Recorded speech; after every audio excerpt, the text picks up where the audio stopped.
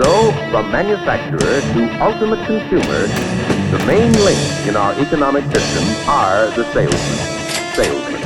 Salesmen.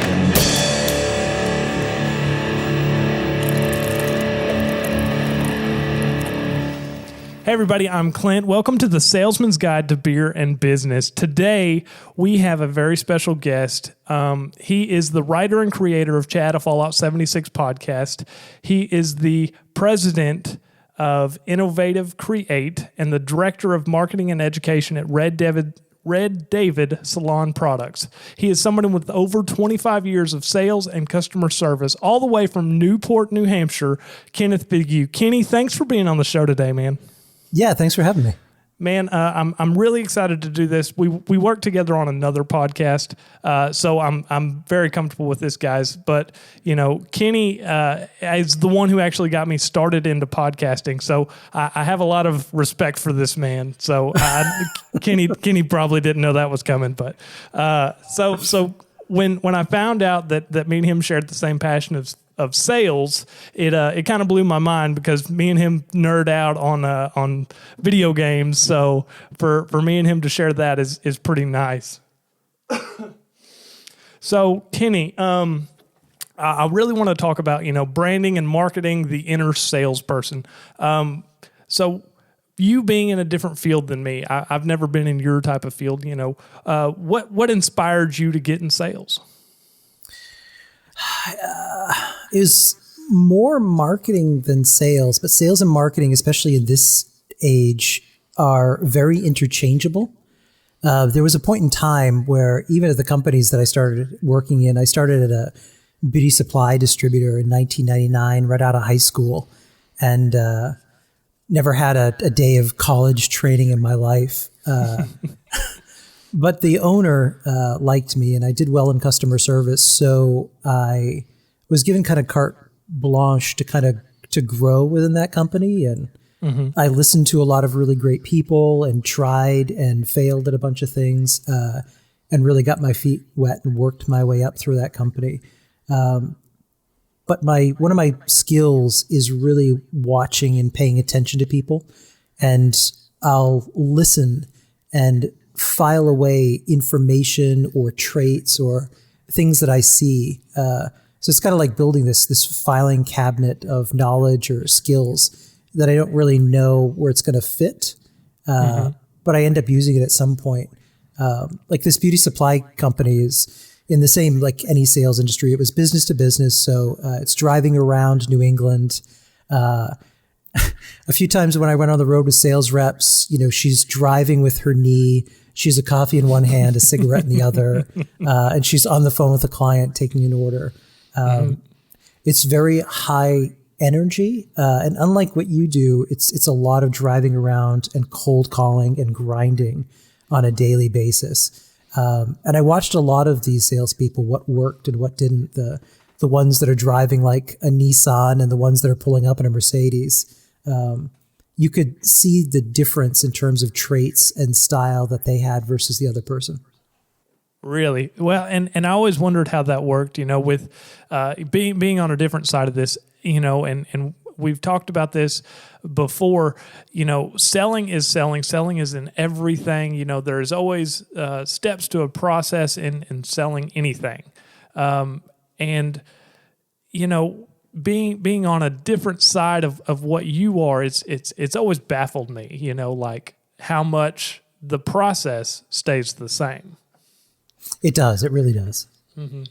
You look at one of the biggest things that I try and the distributors that I work with, manufacturers that I work with, I've done a lot of sales trainings on my own for their teams to teach consultative selling.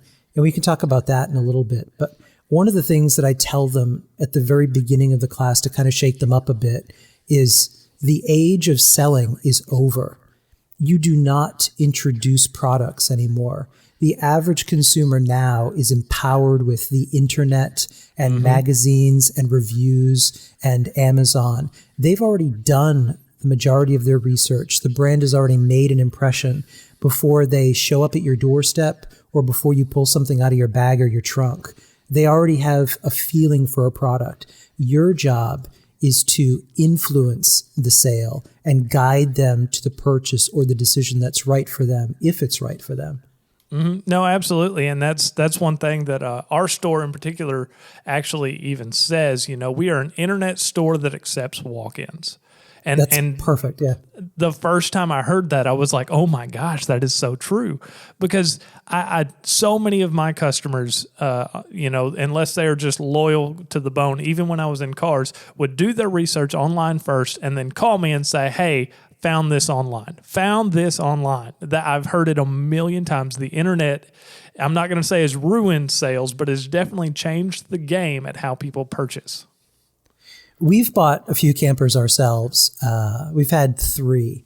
And even in our instance, before we even went to the dealership, we'd already looked at the models on the lot that they had on their website, looked at reviews on third-party websites, did virtual tours and everything. So by the time we get there, the salesman is just kind of guiding us through. Consumers today, or even business people that are buying in a business-to-business scenario, aren't looking for the spiel anymore. And if you start doing the spiel, you can immediately lose the customer because we're so tuned out to that now.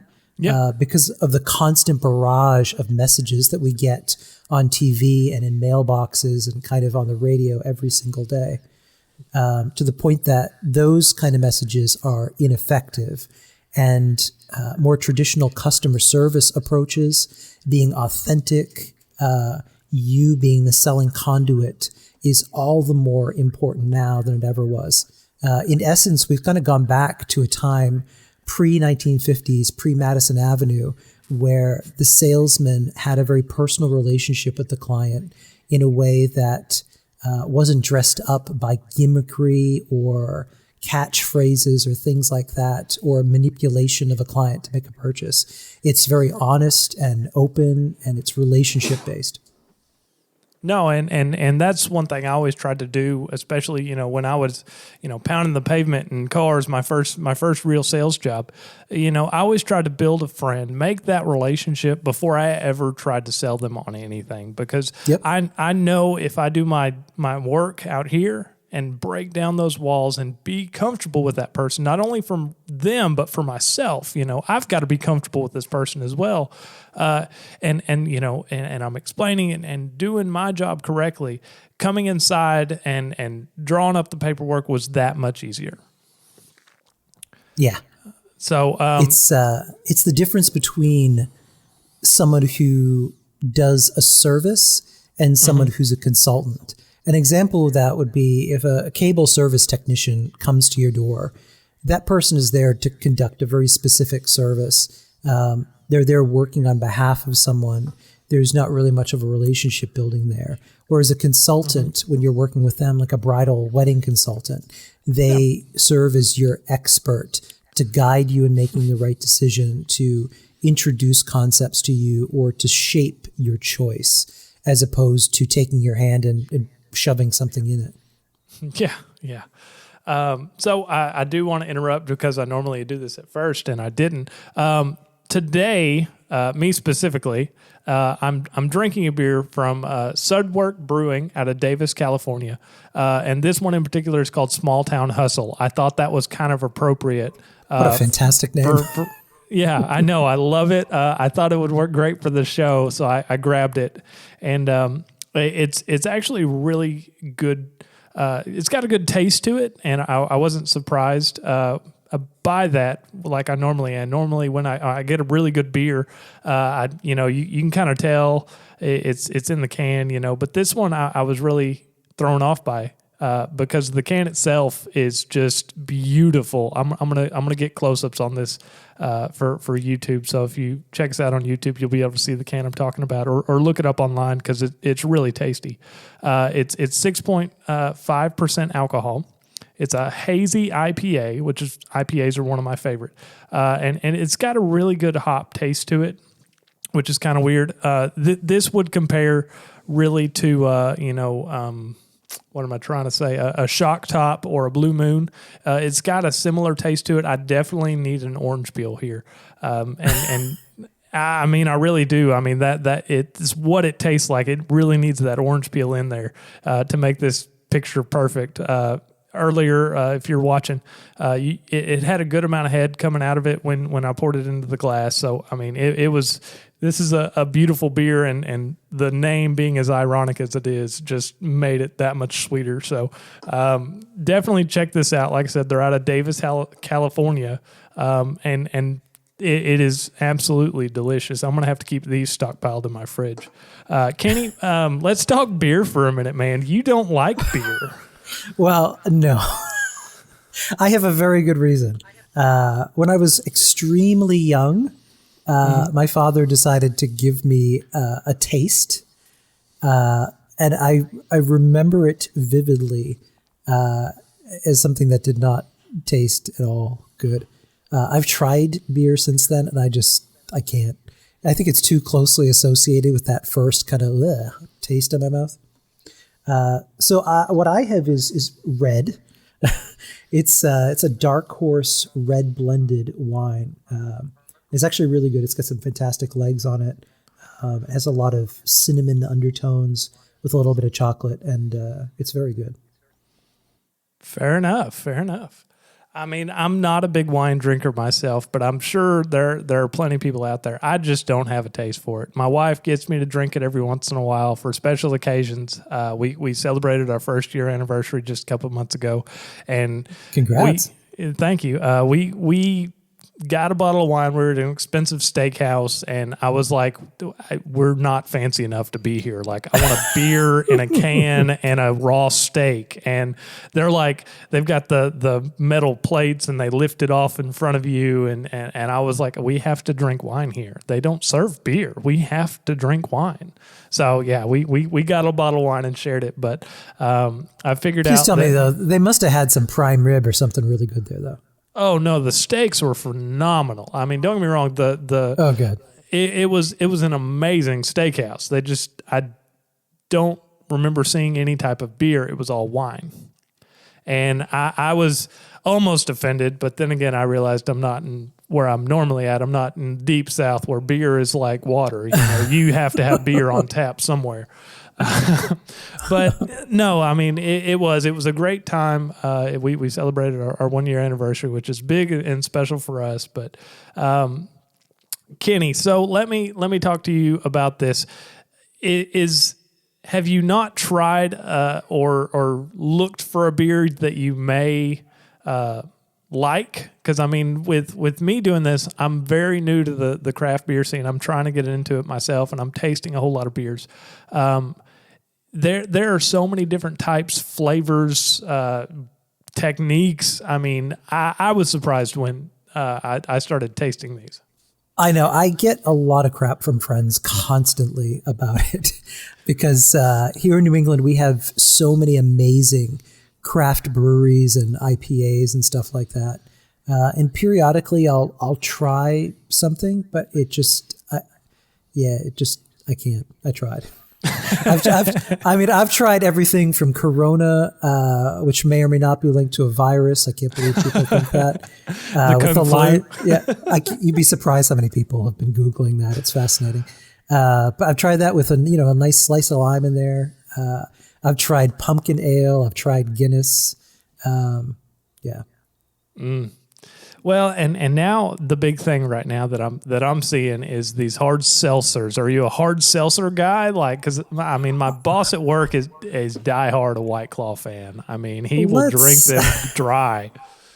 I mean, let's remember back to a point in time when Mike's Hard Lemonade and Mike's Iced Tea were iconic. I haven't drank those since my early 20s, but I think that stuff is just the new trend. Oh yeah, I mean, and I was surprised the first time I had one. Me and I think it was my boss. I think when I was coming up here to interview for this job in Columbia, we went out and he was like, "You've never tried a White Claw?" I'm like, "I drink beer, not seltzers. What is this in a can?" And I tried it. It was good. It tasted fruity, but I'm a beer drinker. I've always been a beer drinker. That's how I was born and raised down in deep South. Like, you drink beer, okay? beer and whiskey. Well, whiskey I can agree on. Well, okay. Well, we may talk whiskey later. Hold on. Okay, so how did you get your first sales job? So right out of high school, I had no plan, no prospects. My parents couldn't send me anywhere. My parents were going through a divorce, so I was on my own, crashed on my grandmother's couch. I was working a cashier job at Shaw's Supermarket, which was just about the most miserable job ever. I wanted to be doing something that challenged my head, and it was completely the opposite of that. So an aunt of mine worked customer service. She managed it at this beauty supply company and had hired me on part-time for customer service. So I'd take the bus from my grandmother's to as close as I could get, and then walk a few miles from the bus stop to the beauty supply store each day, and then worked there long enough to be able to afford a car, and then just kind of took it from there.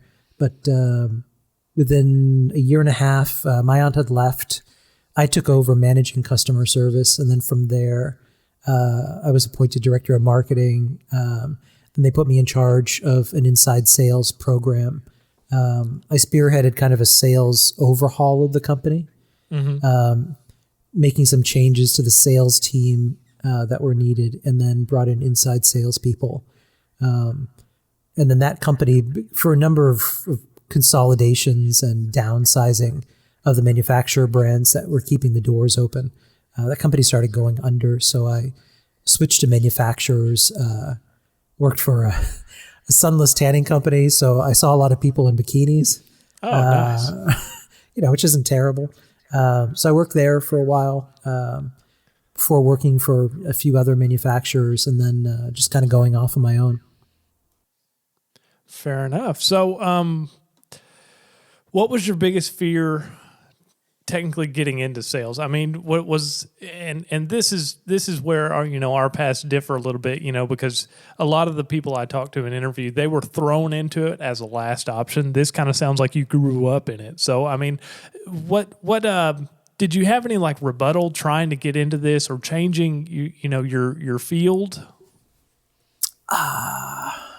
For me, the hard sell, scripted sell did not work. It was inside sales, especially back then, and making outbound calls from customer service, was not really effective in a number of ways. One, we'd be calling people business to business in the middle of their business day, and they're hairdressers behind the chair or estheticians in a room. So they're kind of already busy, and you're interrupting their day with this stupid script. Yeah.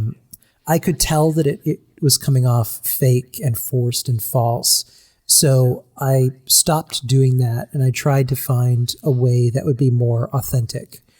So I started taking a look at their websites, taking a look at the brands that they were carrying in their business, took a look at the brands that we had, and identified some opportunities that I later come to find out that process is really uncovering pain points. So you look for the wicked pain in a person. Oftentimes when we make choices, they're motivated by things that are often unseen, but they're more psychological factors that we may not be fully aware of, or if we do, we don't authentically voice. In the instance of like buying clothes, we're looking for something that's going to diminish or complement features of ourselves. Yeah. So knowing that salespeople can make particular suggestions if they know how to ask the right questions. So that's what I started doing. I started asking them questions and leading with education or looking for opportunities with products that they carried that maybe weren't great, and products that we carried that were better than, or ones that could allow them to offer a new service to make more money. Well, yeah, and I mean, I'm sure every business owner, big and small, gets asked that question a lot, how do you want to make more money, or would you be happy if you can make more money? And that comes from the sales side as well. If you don't pick up the phone and call that customer or do your research and have a good experience with them, you're not going to make any money. So yeah, I mean that you're doing the basic instincts and do your research just like they would do to you. I mean, I paid attention and I was noticing from a scientific point what was working and what wasn't when I was trying things. The most effective strategy that I ever came up personally was one, never ever stop until you get the hard no. Yeah. So following up isn't always just, leaving voicemail messages. It's sending a personal note in the mail, follow-up emails, keeping in touch with them every few months. But one of the things I would do, especially with people who had inquired about our services, I would send out 3 emails along with something that I would mail out to them. And in the third email, I would basically state, look, this is what I have. This is what I think I can do for you and what problem you have that this will solve. I don't want to take up your time anymore and keep bothering you. If there's ever an opportunity to do business with you, I would love to. If not, I wish you the best of whatever year. You'd be surprised how many people responded to that, because you're basically saying, this is who I am. I can help you or not. It's up to you. So there's a little bit of reverse psychology there, but people really responded to that. No, and I mean that is a good advice, and I've actually used that before in my own sense. When somebody comes on the lot and they say, "Hey, we're just looking," right. I'm like, absolutely, guys. So I've got 300 cars or 300 campers or 300 motorcycles, whatever it is outside. Your time is valuable. Let me get some information from you, and I'll point you in the right direction. Yeah. And I mean, it works because they automatically think, well, yeah, there's 300 different layouts of different campers. We're looking for a specific kind because, like we talked about earlier, everybody's done the research online. They know what they like, what they don't like. And this guy right here knows where that camper we're probably looking for is. He can tell us right where it's at. If you want to blame anybody, you can blame Madison Avenue and kind of the hard sell tactics of the 1950s and in guilting people into making decisions. An example of that today is every time you go into Home Depot or Lowe's, wherever you shop for hardware, I'm always greeted by somebody as I'm wandering the store completely lost. They'll ask me if they can help me. My gut reaction is to say no. And then 10 minutes later, I will try and find a salesperson because I have no idea where to find what I'm looking for. Mm-hmm. It's a gut reaction because we are so used to being oversold. We don't want to be sold to. We want somebody who's just going to help us. Yeah, and one of the things that I'm going to bring up a thing I saw on Facebook the other day, and it's a storefront. It's like a grocery store, and they've got 2 different colored baskets. And one says, I'm, accepting help if you would like to give me help. And the other one says, leave me the hell alone. And I mean, it says it nicer than that, but that's the way I'm going to break it down. One says, yes, you can ask me for help because I may need it. The other says, no, I don't need your help. Please leave me alone. I'm socially awkward.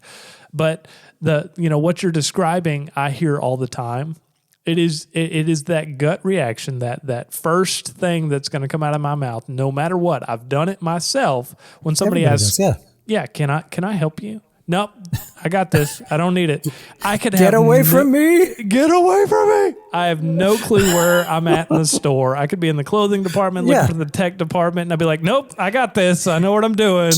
And let's be honest, though. I have a theory, and there's actually a lot of marketing stuff to back this up.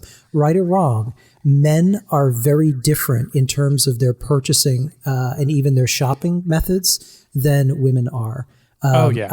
I think guys have to. I know if I've been lost somewhere in the car, this was before nav, I would not pull over or even turn around and go back the other way. I would just keep going straight on.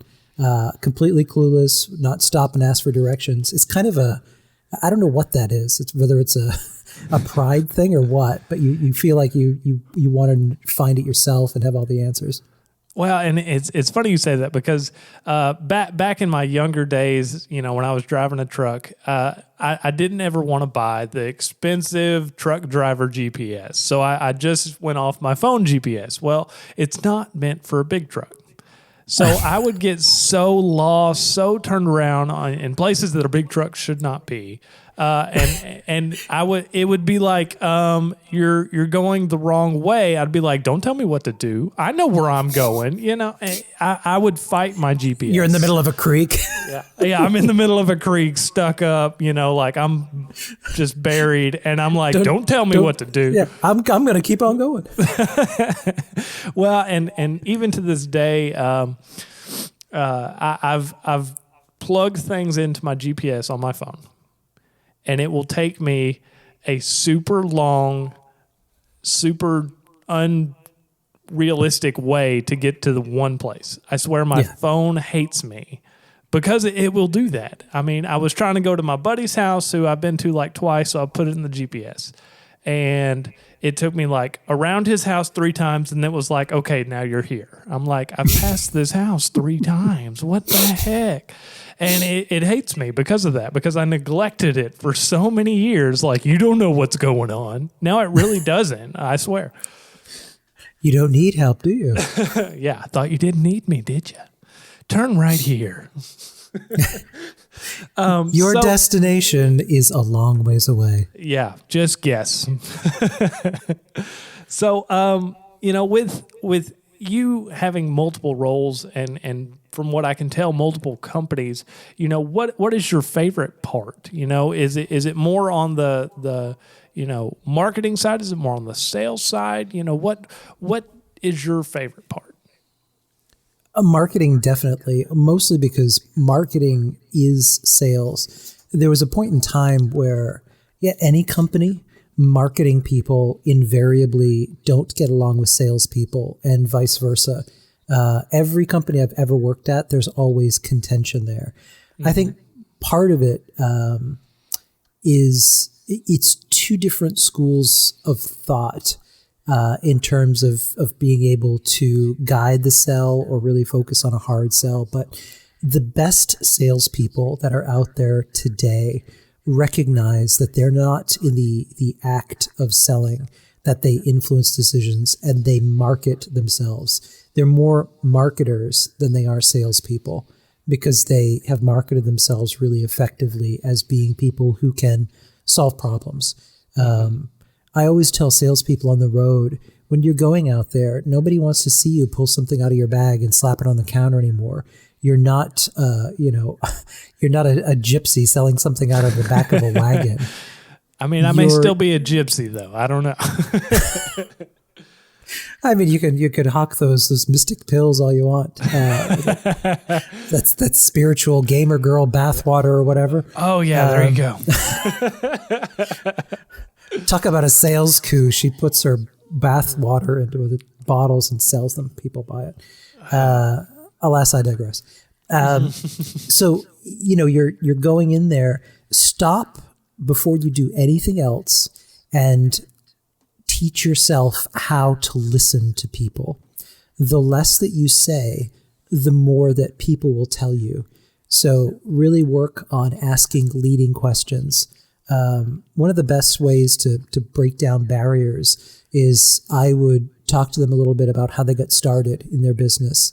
They'll start to open up. They'll tell you that the early lean years, that their dad hung their lighting fixtures. They were all doing their painting themselves. Once you can start to relate to people on a personal level, they start to get a little more comfortable with you. And then just look for opportunities there. Ask good questions. And then don't stampede them or rush the sale. Be patient. Listen to what they're saying. Identify what some of the pain points that they have. What is the thing that's missing? What do you have that can solve a problem for them? And once you can identify that, then you can make an effective selection for them and tell them why you think that would be good for them. Absolutely. See, and I like that, and you bring up those pain questions, and One thing that I always relate to that is, and when I started very early on, I heard hot buttons. What are their hot buttons to buy? And it was all about that psychology and that listening to them and figuring out what they need. A mom with 5 kids isn't going to come in and look at a Dodge Challenger. Like she's not going to look for that sports car. She's looking for the van. Right. And you've got to be able to pick up on that. Now, don't get me wrong. I've had plenty of soccer moms look for sports cars, and I go, "Ma'am, are you being realistic right now? Or are you just pulling my chain?" Like, I'll sell it to you. I don't care. You just tell me what you want. But y'all don't know me. I want that sports car. Yeah. I've had it happen so many times. Moms come in and they're like looking for that nice little cute sports car, and I'm like, you got 2 kids on your hip, you got 2 trailing on your pockets, and you got 1 out in the car still. Like, you want a sports car? You sure? And there's psychology there. Really, the association between different styles of vehicle and speed and sexiness and attractiveness and what the vehicle that we mean, how that is closely associated with how we see ourselves. In instances like that, she's not looking for a van. She's looking to feel more appealing because now she's, a mother. She's got screaming kids crawling all over her, and she wants to regain maybe some of the independence and the wildness that she lost. Yeah, no, absolutely, and I get it. I just always I hate to say it that way because it's bad business, but I always ask them, will this work with your kids? Do you have alternate means of transportation that this is going to be your Sunday driver? Because I want to know, because otherwise they're going to be mad at me later on because I sold them a Dodge Challenger and she has 5 kids. I can't. I'm trying to be reasonable here. I'm going to get myself a Coleman trailer and I'll just lug them behind in trash barrels. Exactly. I mean, I can put a hitch on a Dodge Challenger. I've done it before. And I'll put you a camper on the back. So you're good. I've got you all the way around. Oh. So with both of your businesses, where do you want to go from here? I mean, is there an end game for you, or is there something else you're striving for with your business? Not really. I'm in a very comfortable place now. I think we're also at the point where I need to bring somebody in this year to shuffle off some of the lower tier projects to focus on some higher tier ones. Reed David Salon Products is a client that I've been working with for a number of years. It's a father and son business. The dad came over from Italy and had, not a lot of prospects, challenging family life, got into hair.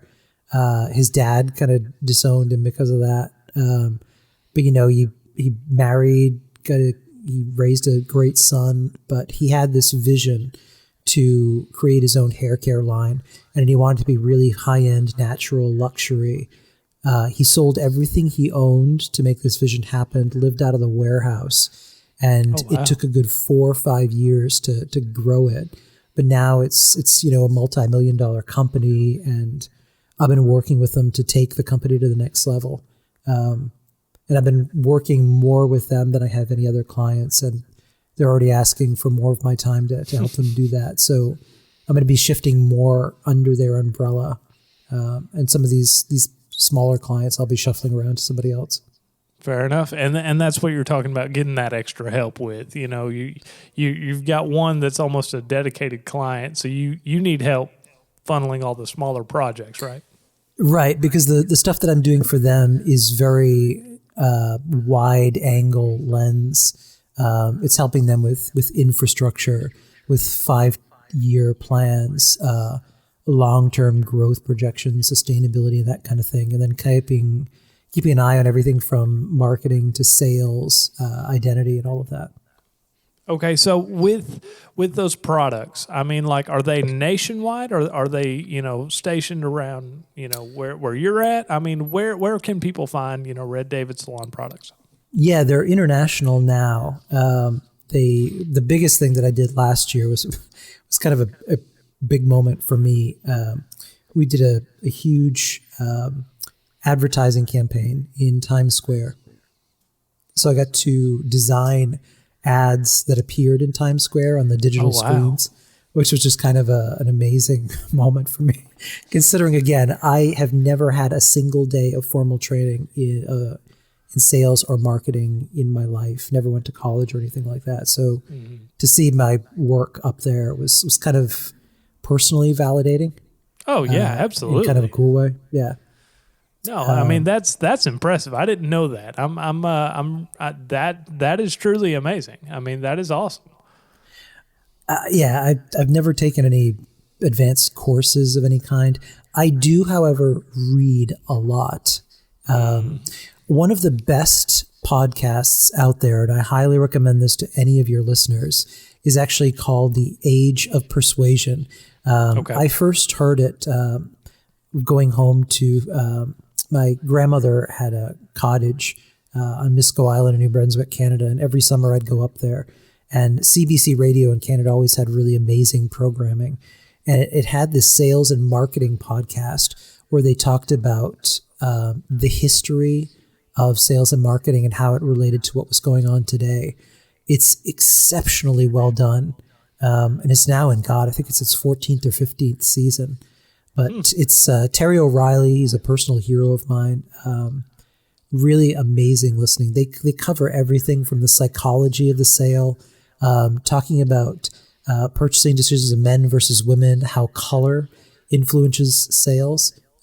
They cover really everything, and it's an amazing listen. Fair enough. So how do you stay on your grind? What keeps you motivated? What gets you up in the morning to get through your day? I guess the next challenge. I like the challenge. So in what I do, because I offer all services, anything really a client needs to solve particular problems, we'll identify what the problem is, and then it's my job to find a creative solution to it, which could be functional, it could be organizational, it could be a brochure or an ad or a website or a video. It could be structural or an employee that's needed or an employee that needs to go. I enjoy the challenge of it. The challenge is what keeps me up going. Well, and I love that. That is by far probably one of the best answers I've ever heard to that question so far. And I love to hear that. No one wants to challenge yourself. You need new challenges to keep your mind going, to build knowledge and experience. And even working in any company, that's why the reason they recommend that you bounce around every few years, so that you continue growing and evolving, not just personally, but from a business standpoint.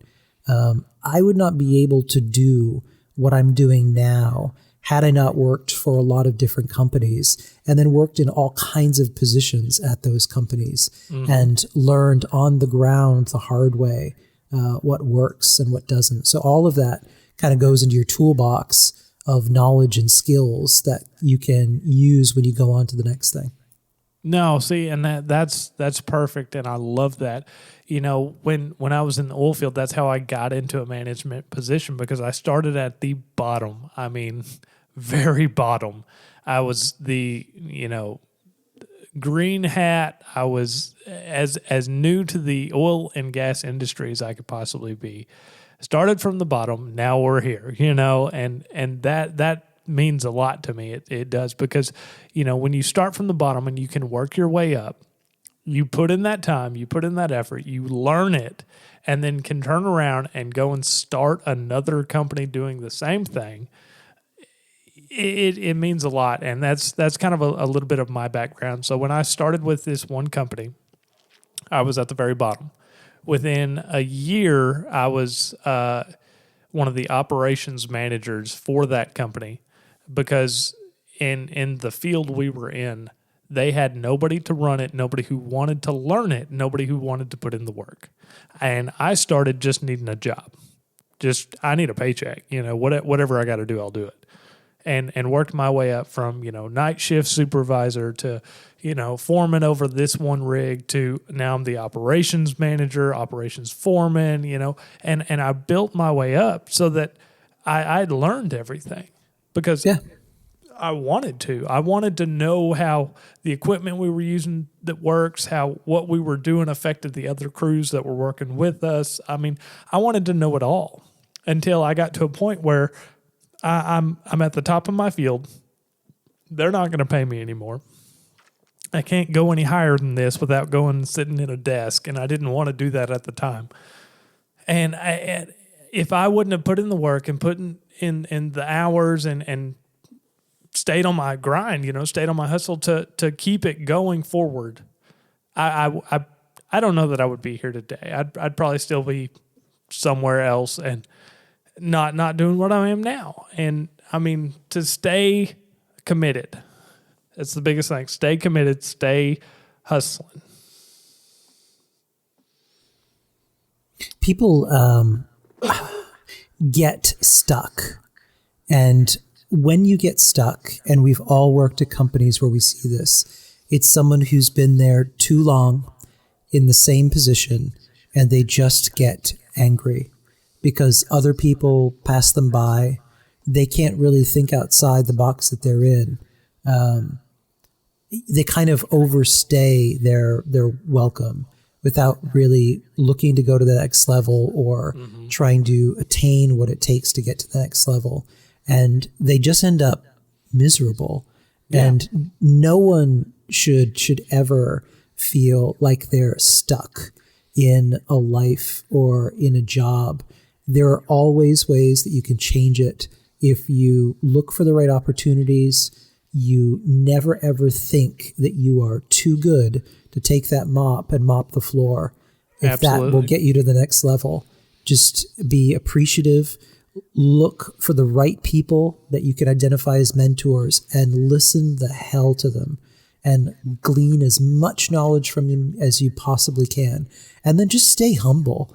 The biggest thing that will ruin anybody is getting that ego of feeling like you're better than anyone else. I've learned from a lot of people who may or may not had any kind of skill set. I'll tell you an interesting story, and I remember it to this day.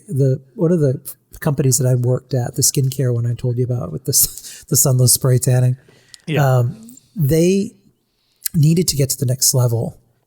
We were doing extremely well with the changes that we did make.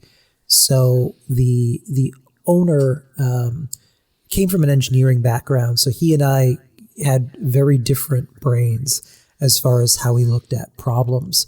He wanted to bring in someone who had a sales program, like a sales coach. And with a lot of these programs, I've always had the opinion that people who can't do teach. I've always believed that. No, absolutely. So we go into Boston. The guy has this rented office. It's one of those offices that rent out offices to other people who, can't afford their own. And it just creates this fake facade of success. So it's this posh Prudential Center Boston location with this big conference table. And we go in, sit down, he's prepping his presentation. And he asked me what college I went to. And I said, well, I didn't go to any college. And he said, well, what kind of training have you had in marketing? And I said, none. I've just worked for a lot of small companies. And he said, well, that's disappointing. He said, I thought I would learn something from you, but I guess not. And that, at which point I told him those that can't do teach, because I wasn't going to let somebody slap me around like that. No, heck no. I'd have been furious at that point. I mean, I really would have, because it legitimately pissed me off because let me tell you, real world experience will beat college textbook experience any day of the week. Any day of the week. Absolutely. Because I only had 6 months of college experience. I didn't learn anything. I drank too much and I partied way too hard. I didn't learn anything from their textbook way of doing anything. And I still That's what you're supposed to do at that age, though. I know, right? And I make more money than some of my friends who did complete a 4-year degree or a 6-year degree. And I'm sure there are jobs out there that you can do that. I'm not knocking the college system, but I kind of am, because I didn't do that, but I stayed focused. I knew what I wanted to do, and I knew it involved making money. And that sounds greedy of me, and it kind of is, but like, I did what I had to do, and I've sacrificed a lot to be able to say that I've earned that. And I'm glad I can say that. You know, I do. I sacrifice a lot to do that. That's what it comes down to, because Eddie, when I look around at what we have or what we've attained, at the end of the day, I know that every single thing in this house itself, the cars that we drive, all of that stuff came from a lot of really hard work. So there's a lot of personal pride in that. There's not a single thing that we have that, you know, I didn't bust my ass for. Absolutely. And I think, like you said, at the end of the day, that's what matters. If you can sit there and look around and say, everything I've got today, I worked for, not given to me, I worked for. It gives you a whole new, you know, experience and almost a euphoricness, because, you know, like you said before, you've got to stay humble. And by doing that, you know, I feel you're going to be a better person. You're going to be a better salesperson if you can stay humble, you know. Right. And I totally get, you know, wanting to close the sale, but if it doesn't make sense for them and you can realize that this has no benefit to me, this is not exactly what I want, and they can say no to that and you be okay with that. Now, obviously, I mean, still try, but if it doesn't work for them and you can understand that, it's okay. People remember the people that are memorable, the Yes. people that connected with them on a personal level. Nobody remembers the schmuck except for thinking that, oh my God, that person is a schmuck. You will Yes. remember them for being cheesy and ridiculous and just a terrible salesperson. And that person will always be hustling and always trying to get the next sale because they are so unapproachable and unlikable that they have to work 10 times harder than someone who's just honest and real and cares authentically about the customer that's standing in front of them. Absolutely. And that was always me. I mean, like, I truly cared about each and every single one of my customers, whether it be in cars, whether it be in RVs. If you have ever bought anything from me, I genuinely care about your well-being. That's also good karma. I've always believed that what you put out there is what you get back. Absolutely. So if at the end of the day you knew that you sold a janky car to a mother and her kids, I hope you can sleep at night not worrying that, you know, is the wheel going to fall off and something terrible happens, or selling them something that they don't need and can't afford, so they go bankrupt in a few months. No, I couldn't do that. I really just couldn't. be real. Yeah. So let me ask you this. I know we're kind of on a steady stream, and I want to stay on it, but we are getting closer to time. With the cosmetics and hair products out there right now, I mean, I've heard that they are truly in their peak right now. I mean, do you think it will go up from here, or do you think there's going to be a crash soon? No. And I'll tell you why. Historically, the beauty industry is recession proof because paradoxically, even in the worst times when the country was struggling in previous recession periods and times of lean pocketbooks, people will still purchase things and go to the salons or buy beauty products to create the illusion that things are well. So people still buy makeup, they still get their haircuts. It's an industry that is historically resilient and scaling-wise continues to grow year after year after year. See, and that's one thing, because I do have quite a few friends that are doing some of this online makeup and online skincare and even some hair products. You don't see them as much, at least I don't. But I mean, a lot of the cosmetic products that are out there today, they have a great market because they're able to branch out to so many different, people and say, hey, do a tutorial online. And they'll do it, and that gets them, a little bit of credit. And, all friends and family go, yeah, look at that. I made this video and I put on my makeup and I look real pretty.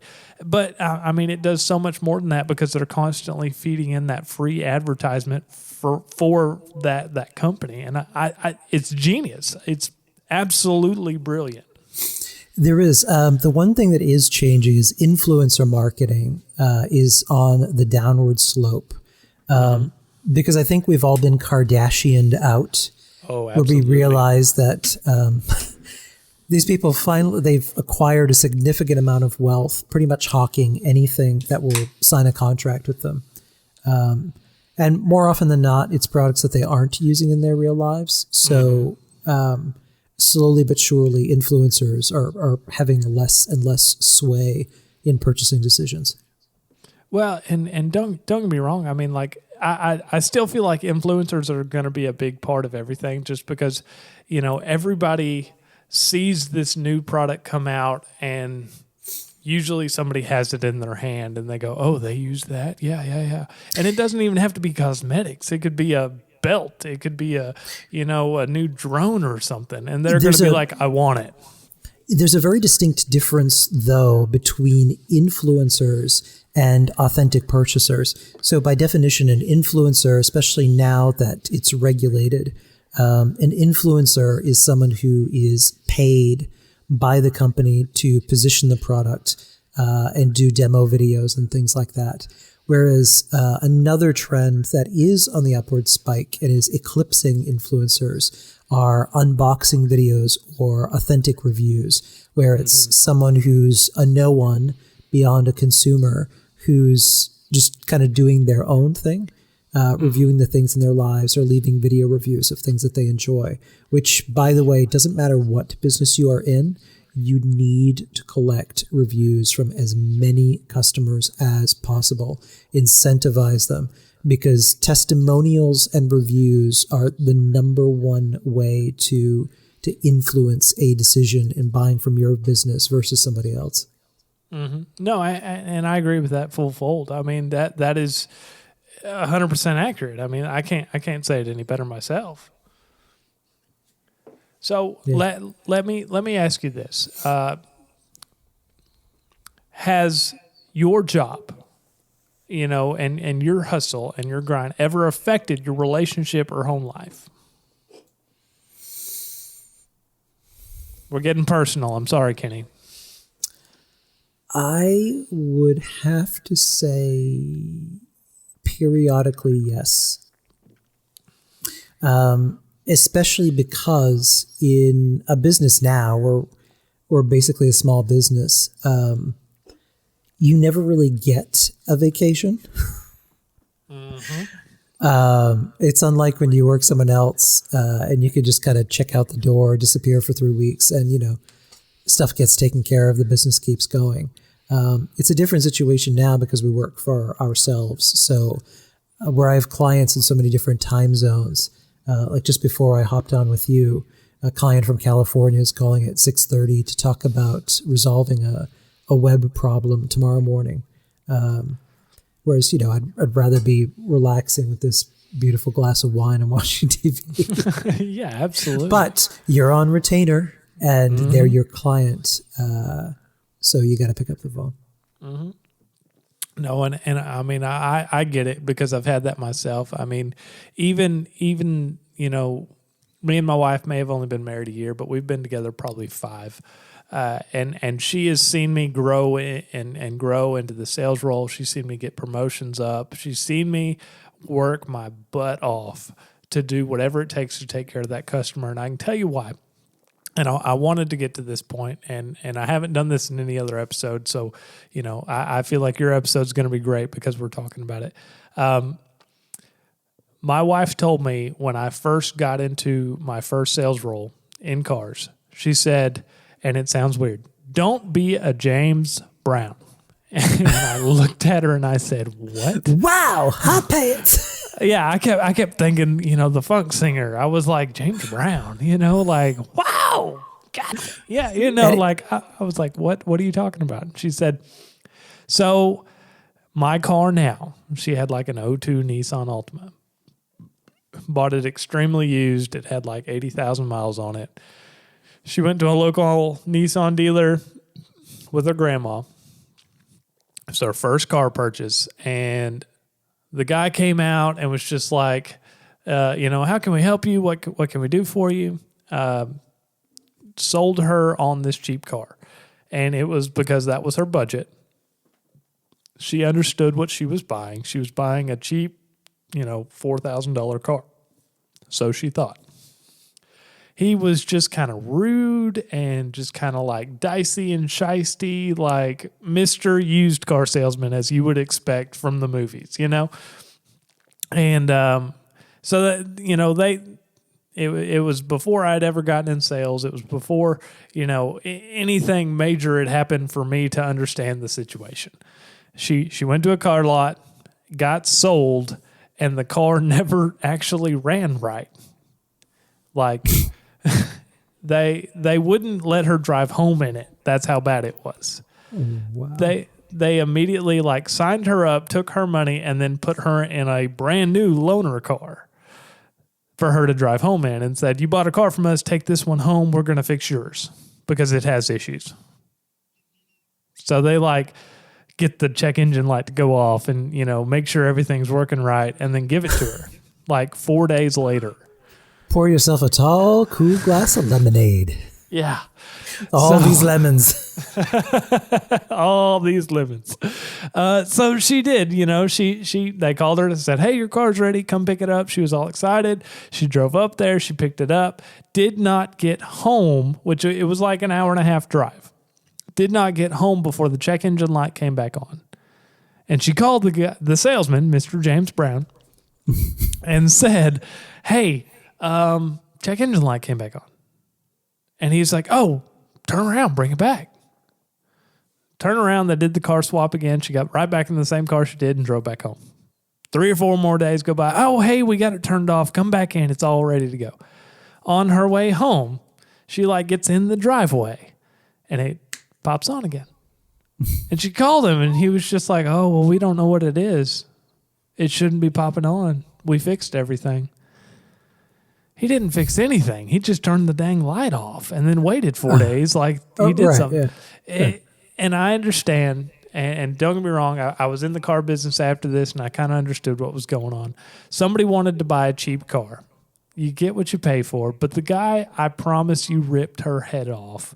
The guy made a very hefty commission and then would not do his job and take care of the customer. Like, the owner of that dealership is like, "We have this piece of garbage car.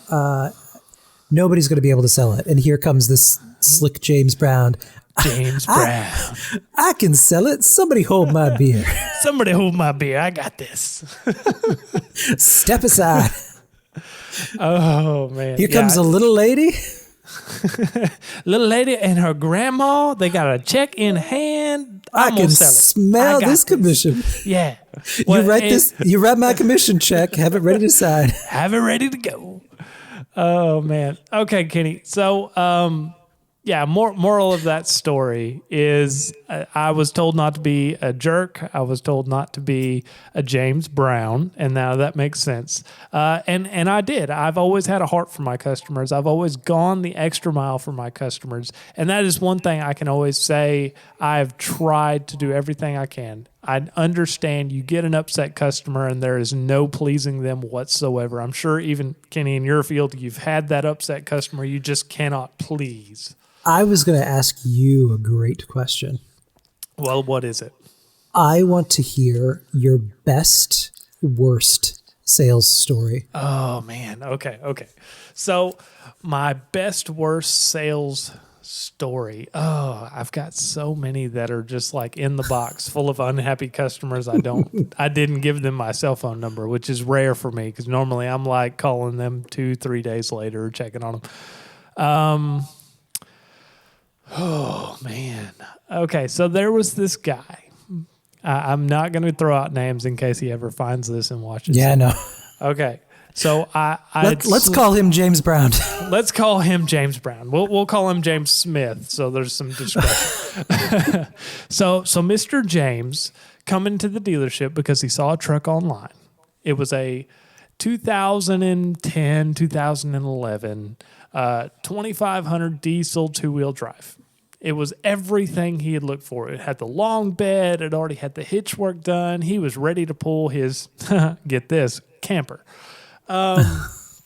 So he's all excited about it. And he wants to buy it.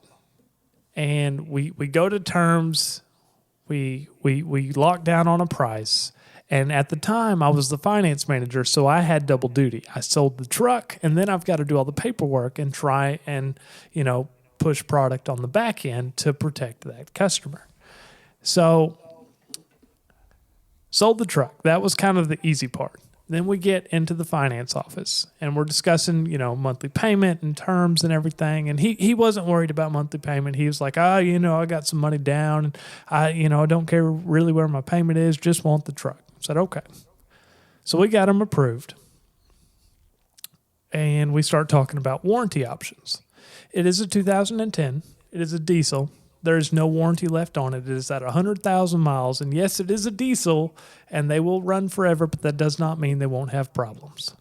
So I offered him a warranty, and he stopped me dead in my tracks as soon as I finished my pitch and was just like, your website says it's got a lifetime unlimited powertrain warranty on it. And I said, we don't offer that here. We don't. I've never worked for a dealership that offered a lifetime powertrain on a diesel. And he pulled it up and showed me on his phone. He said, it is a lifetime powertrain warranty on your website. And I said, give me 1 minute. Like he had stopped me in my tracks. I was baffled. I was like, this is on our website.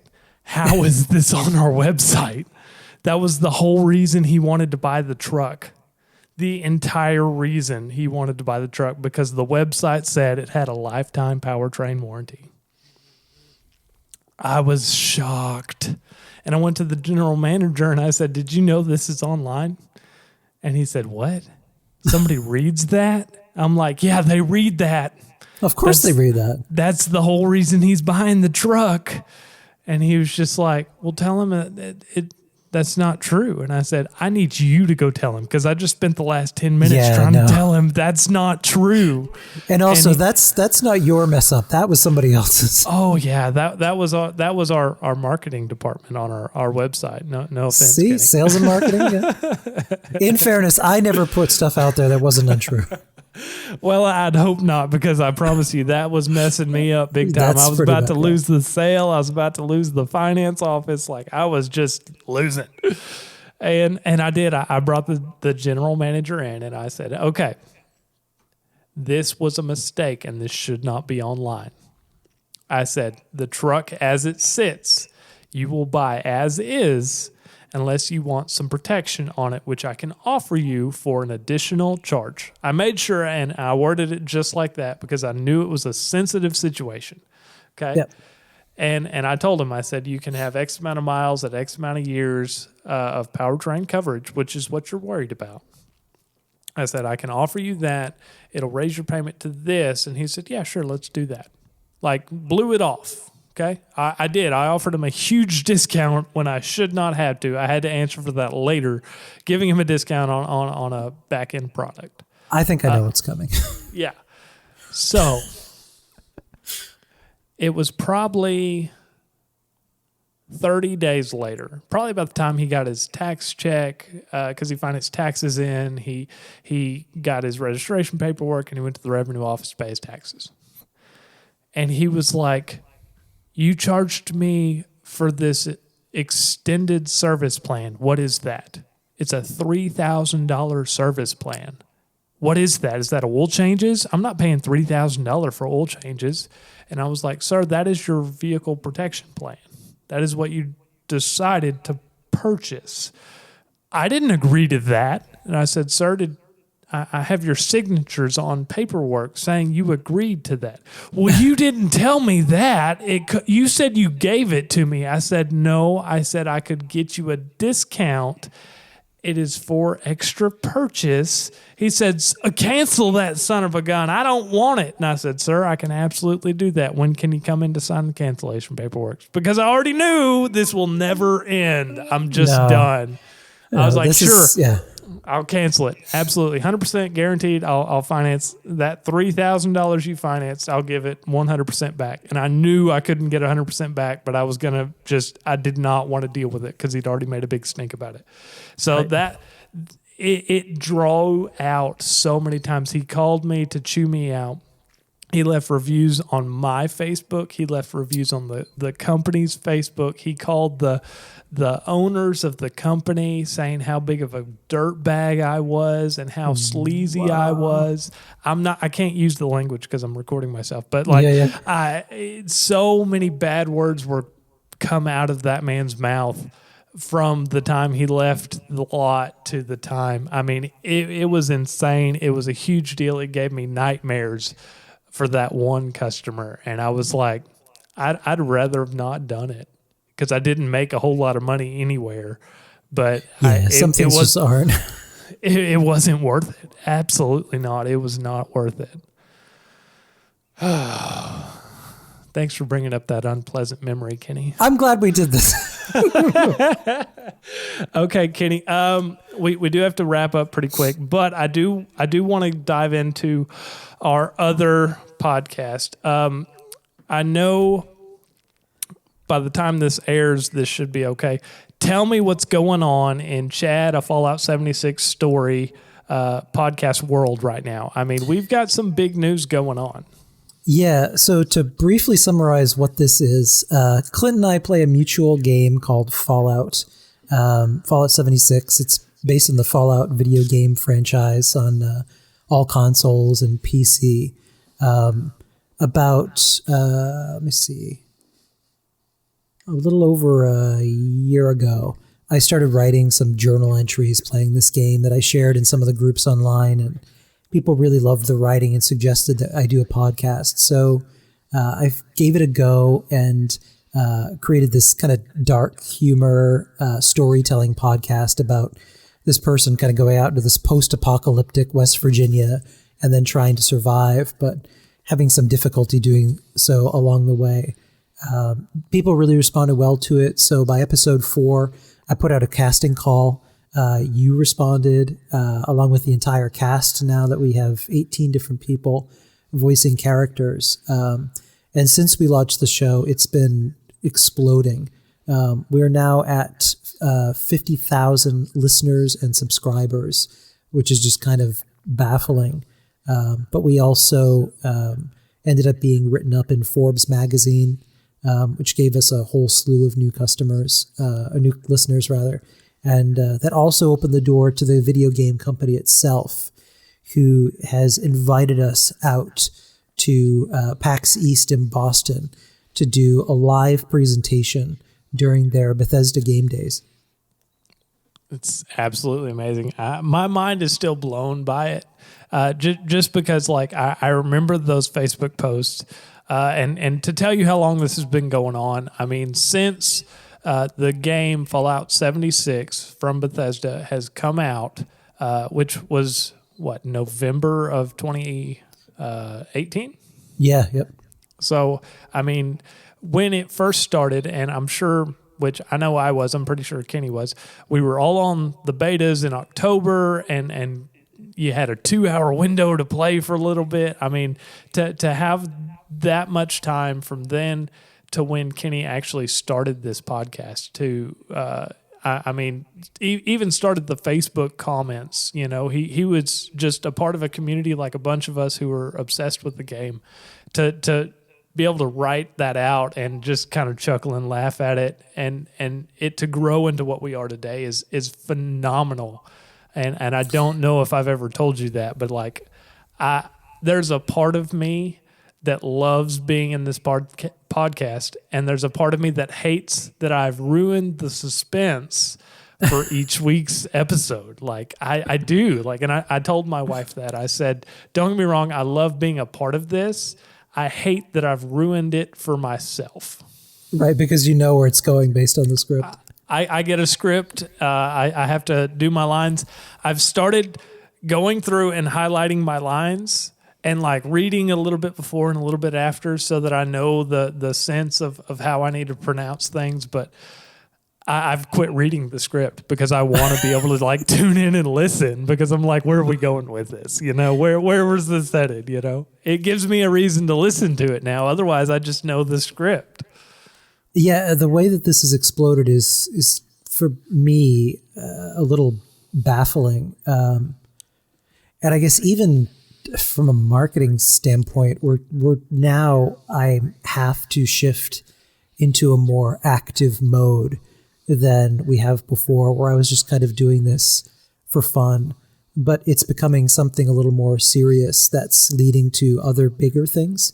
Mm-hmm. So I'm making conscious decisions, building relationships, connecting with reporters, which is how I got the Forbes article going, which has led to now another podcast that I'm just appearing on, co-hosting, which opens up some more doors. And that's the Fallout Hub, right? Yeah, that's the new show. That's more discussion about the game, about the fandom itself. But one of the things I brought to the table was to focus on things that are often overlooked in these kind of podcasts, which is the people who play the game. People don't really talk about. So it's people, who role play, have big communities where, they role play as like police officers or raiders, that have these really active groups that are kind of like a family. People share personal things in there. Everybody cares about each other. They're great friends. That aspect of the community isn't really talked about in a big open way. So we're going to be talking to some of those people in kind of a cool, unique space. Yeah, no, and I tuned in for the first episode of the Fallout Hub, and I actually really enjoyed it. I liked where it was going. I'm interested to see what goes on there.